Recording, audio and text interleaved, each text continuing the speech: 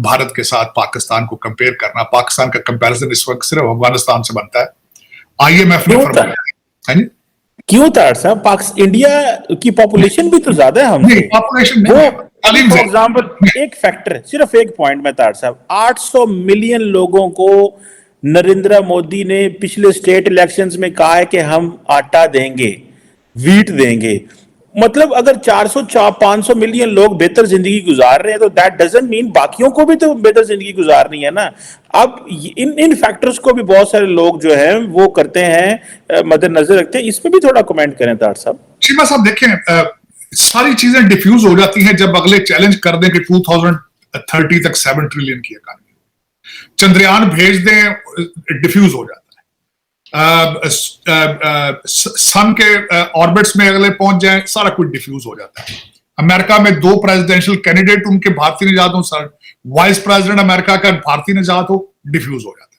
तीसरी बात यह है कि उनकी टक्कर का स्कूल एक भी, मैंने इंडियन इंस्टीट्यूट ऑफ टेक्नोलॉजी की बात बताना चाहूं, लोग कहते हैं जिनको इंडियन इंस्टीट्यूट ऑफ टेक्नोलॉजी में एडमिशन नहीं मिलता उनको एमआईटी में मिल जाता है।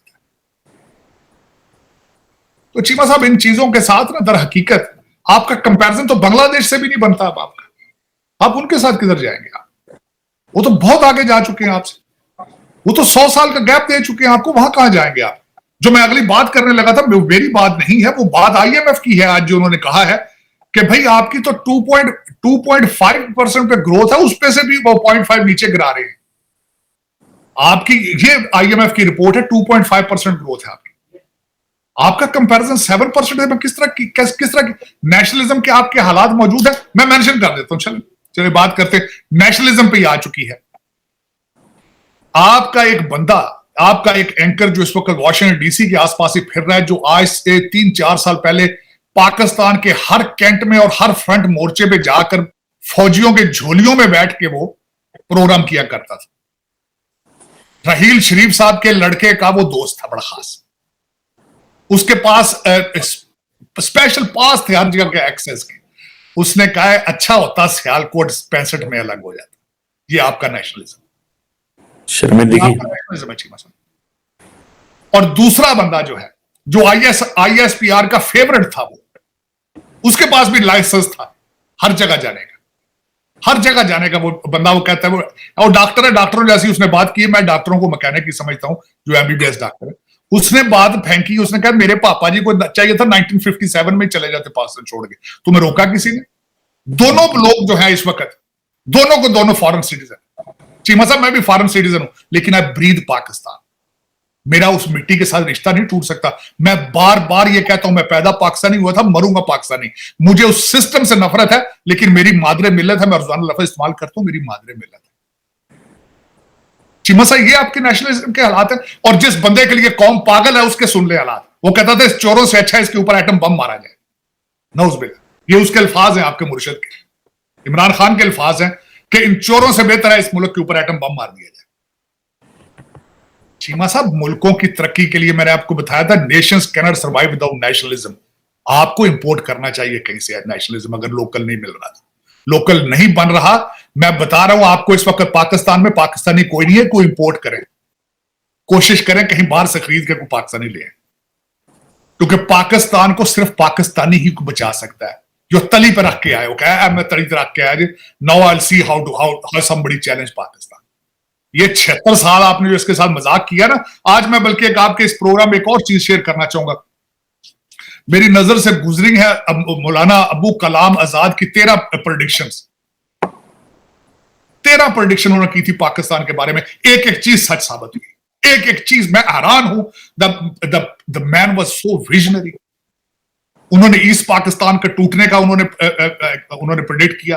उन्होंने मुहाजिरों को यहां जलील किया जाएगा, ये उन्होंने प्रेडिक्ट किया। उन्होंने यहां तक प्रेडिक्ट किया कि कायदे आजम और लियाकत अली खान के बाद यहां कोई सेंसिबल लीडर पैदा नहीं होगा।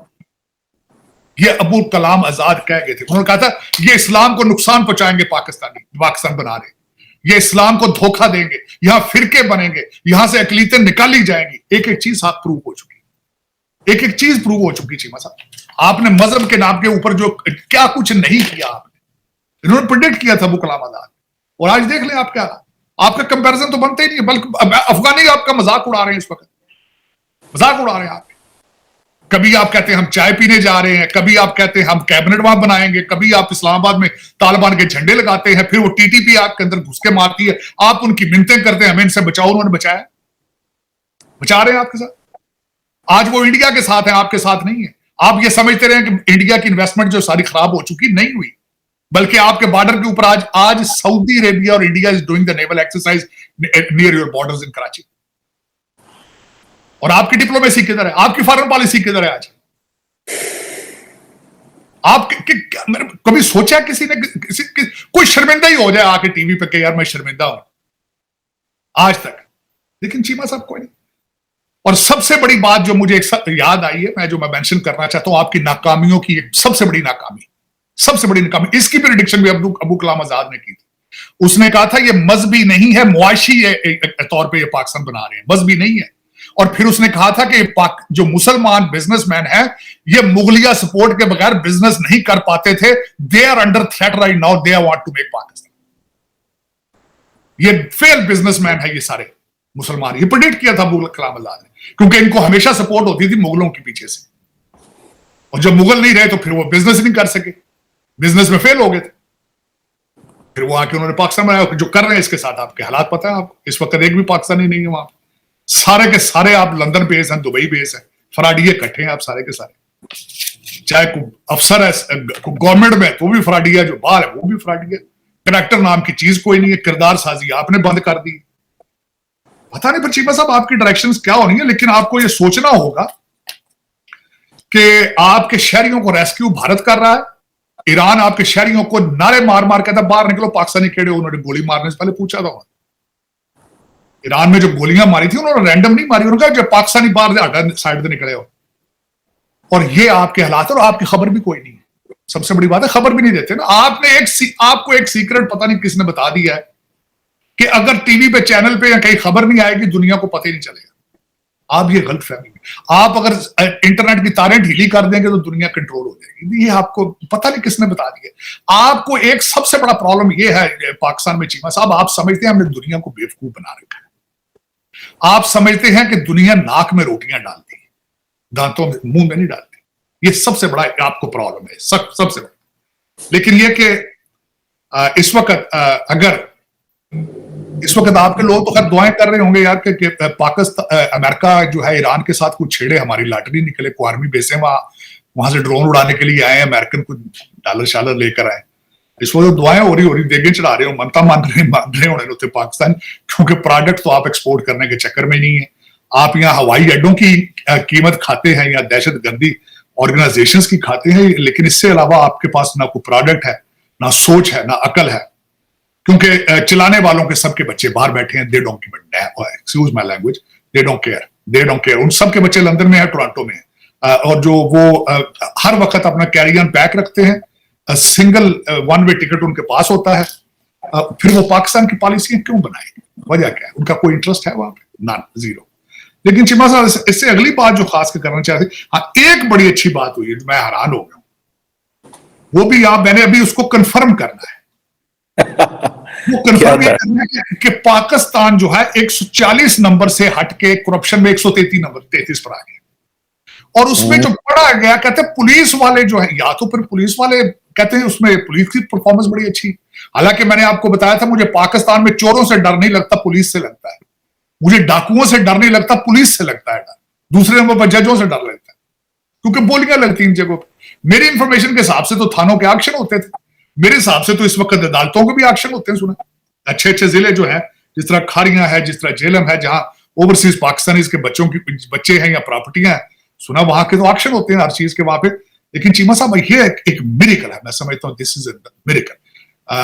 लेकिन देखें, कल एक और अच्छी खबर भी सुनी थी, सुना नोटों की शक्लें तब्दील हो रही हैं, नए नोट निकल रहे हैं। मोदी साहब ने किया था, वेरी सक्सेसफुल ऑपरेशन था उनका इंडिया में। अब आप किस तरह करते हैं ये अब सारी दुनिया देख रही है, आप किस हाउ सीरियस यू आर, ये। लेकिन मैं इस पे अप्रिशिएट करूंगा ये जिस तरह हुआ है कि करप्शन में आपने यू गेन 7 पॉइंट्स। उसमें 28 मुल्क जो है उन्होंने इंप्रूव किया है, जिसमें पाकिस्तान भी है। 34 मुल्क जो है वो नीचे गए हैं अपनी परफॉर्मेंस से। 118 मुल्क जो ऐसे हैं जिन्होंने अपनी सिस्टम को मेंटेन किया, अपनी पोजीशन को। डेनमार्क, फिनलैंड, आयरलैंड जिस तरह वो थे, वो और न्यूजीलैंड अपने टॉप पर है वो करप्शन में, करप्शन के बगैर, करप्शन फ्री कंट्रीज। लेकिन चीमा साहब, इस वक्त जो अगला चैलेंज जो है, मेरे मुर्शिद पाक के बारे में जो कहा है कि उन्हें 10-10 साल सजा दे दी गई है साइफर के हवाले से, तो सजाए कोई नई बात नहीं है। एक तो उनको हायर कोर्ट से मिल जाएगी रिलीफ, और ये कोई पहली बात नहीं है, माजी में भी इस तरह होता रहा है। भुट्टो साहब हैं, किसको सजा नहीं मिली और किसकी सजा माफ नहीं हुई। मेरे ख्याल में मरियम नवाज को भी हुई थी, नवाज शरीफ साहब को हुई थी। इनको भी आज नहीं तो 5 साल बाद कहीं और से रिलीफ मिल जाएगी। फिर इनको नहा धो के, इनको कपड़े शपड़े पहना के फिर ले आएंगे, कहेंगे नहीं जी वो ये अमर बिन मारूफ के बगैर, उसके बाद कोई नया एक नाम रख लेंगे, रियासत मदीना की बजाय कोई और नाम रख लेंगे, सिरातुल मुस्तकीम रख लेंगे इसका नाम, फिर चला देंगे नई कापी, कहते पुरानी शराब नई बोतल फिर शुरू सामने ले आएंगे। लेकिन चीमा साहब, दुख वाली बात यह है कि आज मैं जो एक आर्टिकल पढ़ रहा था बिलखसूस इस हवाले से कि सियासतदान, खैर सियासतदान, मैं तो उनको सियासतदान मानते नहीं, क्योंकि सारे के सारे एस्टेब्लिशमेंट के पेट से पैदा हुए हैं और उन्हीं की मर्जी से चलते हैं। लेकिन आज ये बात मैं देख रहा था कि पाकिस्तान में सिस्टम हाइब्रिड सिस्टम है। सिस्टम क्यों नहीं चलता? क्योंकि पाकिस्तान में सिस्टम को कामयाब होने ही नहीं दिया जाता। ये कई लोगों के फायदे में है कि साल डेढ़ के बाद इनको जूते मार के बदनाम ये हो, मलाई खाते कोई और हैं, और ये सामने जलीलो ख्वार करके रजीम चेंज करके तो साइड पे कर जाते। लेकिन ये क्या है, ये वो क्यों नहीं सोचते? मैं बल्कि आज ये सोच रहा था कि जो भी है कमांड में है तो कोई पाकिस्तानी ना, कोई क्यों नहीं सोचते कि पाकिस्तान कहां जा रहा है इस वक्त? पाकिस्तान आर्थिक संकट से जूझ रहा है। इस बीच पाकिस्तान में नोटबंदी होने वाली है। State bank of Pakistan (SBP) ने मार्च 2024 तक नए नोट जारी करने के अपने प्लान की घोषणा कर दी है। यह नए नोट सिक्योरिटी वाले होंगे। इस कदम का उद्देश्य नकली नोट के प्रचलन को रोकना और पाकिस्तानी मुद्रा की विश्वसनीयता में सुधार करना है। जियो न्यूज की रिपोर्ट के मुताबिक SBP गवर्नर जमील अहमद ने कहा कि नए बैंक नोटों में यूनियन सीरियल नंबर, नए डिजाइन और एडवांस सिक्योरिटी फीचर होंगे, जिससे जाली नोट बनाना मुश्किल हो जाएगा। उन्होंने आश्वासन दिया है कि नई मुद्रा को मार्केट में सुचारू रूप से लाया जाएगा, जिससे जनता के सामान्य वित्तीय लेन देन पर कोई असर नहीं होगा। पाकिस्तानी अर्थव्यवस्था में 5,000 रुपए जैसे उच्च नोटों की वापसी लंबे समय से एक बहस का मुद्दा रहा है। कुछ एक्सपर्ट्स का मानना है कि नकली और अवैध मुद्रा बाजारों पर अंकुश लगाने की रणनीति के रूप में नए नोटों को जारी करने के साथ ही 5,000 जैसे बड़े नोटों को बंद किया जा सकता है। हालांकि गवर्नर ने नोटों के बंद होने का खंडन किया है। SBP की यह पहल पाकिस्तान में नकली मुद्रा के प्रचलन को लेकर बढ़ती चिंताओं के जवाब में आई है। नकली नोट किसी भी देश की वित्तीय प्रणाली के लिए एक बड़ा खतरा होते हैं। IMF की रिपोर्ट के मुताबिक पाकिस्तान GDP के मुकाबले प्रचलन में मुद्रा के उच्चतम अनुपात वाले टॉप 10 देशों में से एक है। यह एक बड़ी अनौपचारिक अर्थव्यवस्था और कम टैक्स बेस का संकेत देता है। कुछ एक्सपर्ट्स ने नए बैंक नोटों की शुरुआत का स्वागत किया है, लेकिन उन्होंने 5,000 रुपए वाले नोटों को लेकर आगाह किया है। इनका सबसे ज्यादा उपयोग अवैध गतिविधियों के लिए होता है। अल्फा बीटा कोर वित्तीय सलाहकार फर्म के CEO खुर्रम शहजाद ने कहा कि अकेले नए बैंक नोट जारी करने से बेहिसाब धन की समस्या का समाधान नहीं होगा। SBP को बड़े मुद्रा वाले नोटों के प्रवाह को कम करने के लिए और उपाय उठाने की जरूरत है। उन्होंने सुझाव दिया कि SBP को उच्च मूल्य वाले नोटों की आपूर्ति कम करने या उनके इस्तेमाल पर लगाम लगाने का विचार करना चाहिए।